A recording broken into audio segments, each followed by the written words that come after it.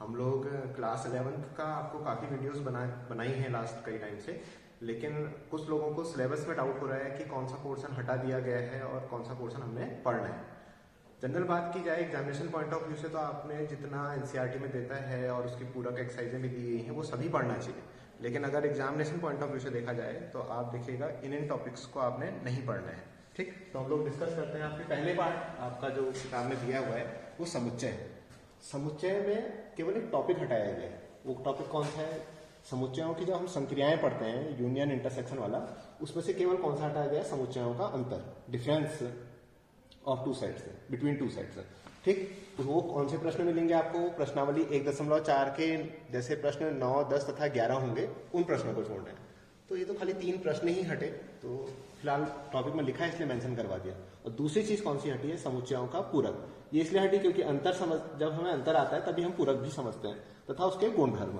तो उसके लिए प्रश्नावली 1.5 आपको नहीं पढ़नी पड़ेगी। एग्जामिनेशन पॉइंट ऑफ व्यू से ये 2 टॉपिक्स आपके हट गए हैं। कौन कौन से? समुच्चयों का अंतर तथा समुच्चयों के पूरक तथा उसके गुणधर्म। प्रश्नावली मैंने मेंशन कर रखी है आगे। ठीक, अब दूसरे पार्ट में आते हैं। दूसरा पार्ट है आपका संबंध एवं फलन। ये पार्ट आपने ढंग से पढ़ना चाहिए क्योंकि आपने 12th पढ़ना है। 12th में ये पार्ट आपका काम आएगा, लेकिन उसमें वो कह रहा है वास्तविक फलनों का बीजगणित, ये टॉपिक हटा रखा है। इसके अंदर कौन सी चीजें आएंगी? जहां 2 फलनों का एडिशन मतलब योग, अंतर, गुणा और भागफल हम पढ़ेंगे, या किसी स्केलर क्वांटिटी से मल्टीप्लिकेशन, वो चीज हटी है। और ये कोई एक बड़ी प्रश्नावली नहीं, आपको विविध प्रश्नावली में केवल एक प्रश्न मिलेगा इससे संबंधित। ठीक, तो कुछ नहीं भी हटा मान सकते हो। और इससे संबंधित भी R क्रॉस R, हम इसमें संबंध है फलन में कार्तीय गुणन पढ़ते हैं, तो जनरली हमने 2 समुच्चयों का पढ़ते हैं कार्तीय गुणन पर। यहाँ ये 3 का दिया हुआ है, R क्रॉस R।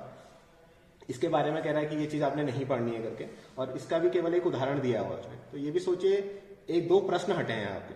ठीक, तीसरा है आपका त्रिकोणमितीय फलन। त्रिकोणमितीय फलन के अंदर ये पार्ट आपका 12th में काम आएगा, इसके सूत्र काम आएंगे। मतलब इसके अंदर आपका कौन सा टॉपिक हटा है? त्रिकोणमितीय समीकरण। और उस त्रिकोणमितीय समीकरण जो टॉपिक आप पढ़ोगे उससे बेस्ड कौन सी प्रश्नावली है? प्रश्नावली 3.4। इसमें आप कह सकते हो चलो एक प्रश्नावली हटी है। ठीक, तो ये त्रिकोणमितीय समीकरण हटा है इसमें। चौथा पार्ट गणितीय आगमन का सिद्धांत, ये संपूर्ण रूप से हट गया है, ये पूरा पार्ट हटा है। तो आप समझ सकते हैं अभी तक के हिसाब से तो कुछ टॉपिक हटे हैं, इनको याद करना कौन सा हटा कौन सा नहीं हटा, झंझट हटाना चाह रहे हो तो आप ये याद कर लो कि 4th चैप्टर आपका हट गया है। ठीक, 5वां पार्ट सम्मिश्र संख्याएं और द्विघातीय समीकरण, इसमें भी एक टॉपिक हटा है। कौन सा? जिसमें हम ध्रुवीय निरूपण और सम्मिश्र संख्याओं का वर्गमूल। अब ध्रुवीय निरूपण तो आपका कहाँ मिल जाएगा? प्रश्नावली 5.2 जो आपकी है वो ध्रुवीय निरूपण से संबंधित है, वो एक टॉपिक हटा है आपका। और दूसरा कौन सा हटा है? सम्मिश्र संख्याओं का वर्गमूल। सम्मिश्र संख्याओं का वर्गमूल आपको प्रश्नावलियों में नहीं दिखाई देगा। ये जब आपकी किताब पूरी हो जाती है तो लास्ट में कुछ पूरक प्रश्नावलियां दी गई हैं, तो उस पूरक प्रश्नावली में आपने ये टॉपिक नहीं पढ़ना है। ठीक, तो ये 2 टॉपिक, इस पार्ट में भी केवल 2 टॉपिक हटे हैं आपके। ठीक, फिर अगला पार्ट है रेखिक असमीकाएं। ये पूरा पढ़ना है, इसमें कुछ भी डिलीट नहीं हुआ है। ठीक है, ये पार्ट पढ़ना है आपने, इसमें कुछ भी डिलीट नहीं हुआ है। और पार्ट 7 क्रमचय और संचय, इसमें पूरा पार्ट पढ़ना है, केवल सूत्रों का निगमन, सूत्र सिद्ध करने नहीं पढ़ने हैं, बस हो गया। ठीक, तो खाली एक बेसिक सा रिजल्ट हट भी गया तो कोई ज्यादा फर्क नहीं पड़ रहा। द्विपद पर में ये बाइनोमियल थ्योरम जो हुई, संपूर्ण पार्ट हट जाएगा, इसमें पूरा पार्ट पढ़ने की जरूरत है। तो आपको ये जो पार्ट 8 है ये पूरा हट गया। और गणितीय आगमन का सिद्धांत पार्ट 4 पूरा हट गया है। बाकी में आप देख लो कुछ कुछ चीजें हटी हैं। अनुक्रम तथा श्रेणी, ये जो टॉपिक है अगला पार्ट है, पार्ट 9 आपका, इसमें आप समांतर श्रेणी गुणोत्तर श्रेणी पढ़ते हैं।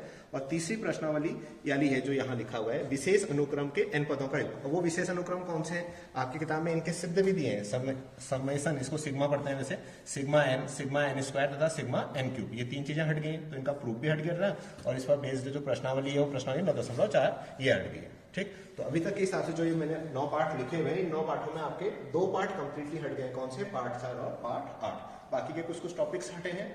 ठीक, तो आगे और देखिएगा, पार्ट 9 तक आपसे बात हो गई थी। पार्ट 10 में देखिए सरल रेखाएं हैं। इस सरल रेखा के अंदर जितना भी सामने प्रश्नावली में दिया उसमें से कुछ भी नहीं हटा है। जो ये टॉपिक लिखे हैं कि ये हट गए हैं, मूल बिंदु का स्थानांतरण और 2 रेखाओं के प्रतिच्छेद बिंदु से होकर जाने वाली रेखा के कुल, मीन्स कुल, वैसा वाला कुल नहीं, टोटल वाला नहीं है, फैमिली वाला, परिवार का समीकरण। मीन्स 2 रेखाएं दी रहेंगी, उनका इंटरसेक्शन होगा, यहाँ से पास होने वाली कई सारी लाइनें हो सकती है, उसकी समीकरण निकालने वाले क्वेश्चन होते हैं। ये दोनों ही टॉपिक आपकी जब पूरी किताब कंप्लीट हो जाती है, लास्ट में पूरक प्रश्नावलियां हैं वहां दी गई है, तो वहां से हटा है। मीन्स आप फ्रंट में जब पढ़ते हैं मेन एक्सरसाइज है, वहां ये आपको टॉपिक नहीं दिखाई देंगे, तो ये पूरक से हटा है। ठीक, और दूसरा पार्ट 11 के अंदर शंकु परिच्छेद। शंकु परिच्छेद के अंदर वो कह रहा है कि कौन सा टॉपिक हट गया है? अभ्रष्ट शंकु परिच्छेद जिसमें हेडिंग लिखी होगी। जब आप इस अभ्रष्ट शंकु परिच्छेद को देखोगे तो इसके अंदर वो समझाता है कि किसी एक शंकु को एक प्लेन कट करता है तो उसी में वृत्त कैसे बनता है, कैसे रेखा पहले बिंदु कैसे बनता है, रेखा कैसे बनती है, फिर वृत्त कैसे बनता है, परवलय कैसे बनता है, अति परवलय कैसे बनता है, दीर्घवृत्त कैसे बनता है, इसके बारे में डिस्कशन है इसमें।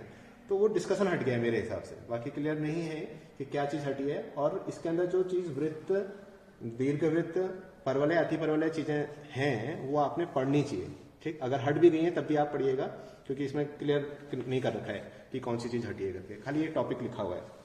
ठीक, तो आप इसको पूरा पढ़िएगा। मेरे हिसाब से इसको क्या करना है, पूरा ही पार्ट आपने पढ़ना है। और वैसे कहोगे क्या हटा है तो ये टॉपिक हटा है।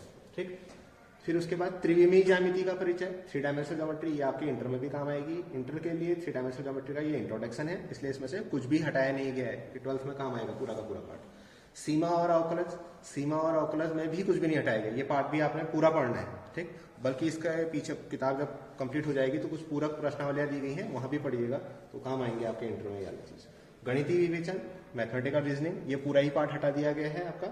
ठीक, सांख्यिकी के अंदर सांख्यिकी जिसमें आप मीन मोड मीडियन पढ़ते थे ना 10th में, उसी के आगे की चीजें हैं। तो यहाँ मीन मोड डिविएशन वाला टॉपिक आता है, वो पढ़ना है आपने, और ये चीज हटनी है। बारंबारता बंटनों का विश्लेषण और 2 समान माध्य वाले बारंबारता बंटनों की तुलना, टॉपिक ये है। और ये टॉपिक जिस प्रश्नावली में डिस्कस है वो प्रश्नावली 15.3, तो कुल मिला के आपको 15.3 वाली प्रश्नावली नहीं पढ़नी है यहाँ पे। और 12th में ये किसी भी काम करनी है। प्रायिकता वाला टॉपिक, प्रायिकता में वो कह रहा है कि प्रायिकता की अभिग्रहित दृष्टिकोण, ये केवल एक टॉपिक लिखा हुआ है, इस पर बेस्ड जो क्वेश्चन नहीं आएंगे। फिर वही बात है, एक्सरसाइज में कहाँ छांटते रहोगे, 2 या 3 क्वेश्चन होंगे इस टॉपिक पर बेस्ड। तो ये भी टॉपिक के हिसाब से आपने ये नहीं पढ़ना है, लेकिन पूरा ही पढ़ो। ठीक, तो ये आपको जो जो बोर्ड ने मेंशन कर रखा है कि ये पार्ट हटाए गए हैं, उनके अंदर क्या क्या टॉपिक हैं आपको समझा दिया गया है। लेकिन मोटा मोटा हिसाब आप ये याद रखिए, जो आपकी किताब है उसमें 16 पार्ट हैं, 16 में से 3 पार्ट हटा दिए गए हैं। टॉपिकों को आप छोड़ दीजिए, टॉपिक आप मेरे हिसाब से पढ़िए सारे के सारे। कौन कौन से 3 पार्ट, पहला गणितीय आगमन का सिद्धांत, वो हटा दीजिए। दूसरा द्विपद प्रमेय हटा दीजिए। और तीसरा लास्ट में ये गणितीय विवेचन वाला पार्ट। आप ये सोचिए कि किताब में 16 पार्ट, 16 में से 3 पार्ट हटा दिए गए हैं, बाकी आप सब पढ़िए। ठीक है, फिर भी टॉपिक्स देखना चाहेंगे तो इस तरह से हटाए गए हैं। धन्यवाद।